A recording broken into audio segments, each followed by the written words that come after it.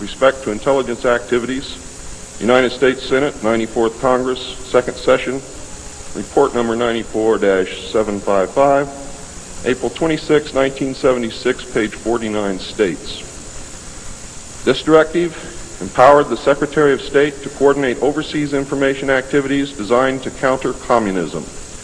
A top-secret annex to NSC-4, which was NSC-4 Alpha, or 4A, for those of you who are confused by military terms, instructed the Director of Central Intelligence to undertake covert psychological activities in pursuit of the aims set forth in NSC-4, and secretly was to run a psychological operation against the American public to hide the presence of UFOs and aliens.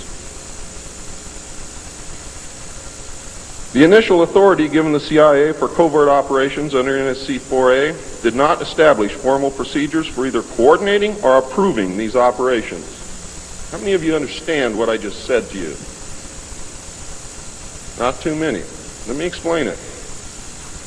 What this means, the initial authority given the CIA for covert operations under NSC-4 Alpha did not establish formal procedures for either coordinating or approving these operations. That means they had to answer to no one. It means go do what you got to do. Don't bring any dirt back here because we don't want to see it. Just get the job done. Don't ask anybody. Don't report to anybody. That's exactly what it means. It simply directed the DCI, which is the Director of Central Intelligence, to undertake covert actions and to ensure, through liaison with state and defense, that the resulting operations were consistent with American policy. The only guideline was that it was consistent with American policy. Later, NSC 10-1 and NSC 10-2 were to supersede NSC 4 and NSC 4A, and NSC 10/1 was to establish the Office of Policy Coordination, or the OPC. It was chartered to carry out an expanded program of covert activities. It was directly responsible for the alien task projects, and it was the direct forerunner of MJ-12. NSC 10-1 and 10-2 validated illegal and extra-legal practices and procedures as being agreeable to the national security leadership. The reaction, of course, was very swift. In the eyes of the intelligence community, no holes were barred.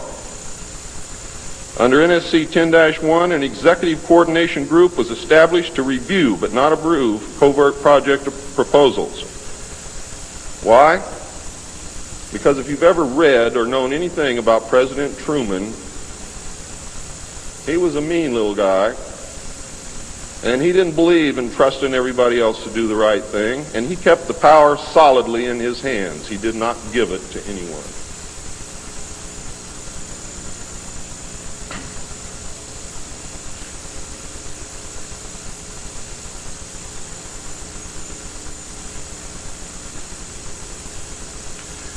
The ECG was secretly tasked to coordinate the alien projects. NSC 10/1 and 2 were interpreted to mean that no one at the top wanted to know about anything until it was over and successful. These actions established a buffer between the president and the information, and it's important that you understand this because it's important later. It was intended that this buffer serve as a means for the president to deny knowledge if leaks divulged the true state of affairs. That is to prevent the collapse of the government. If the president can stand up and say, I didn't know about it, the government can survive. If the president cannot say that, then you have a very, very dangerous situation indeed.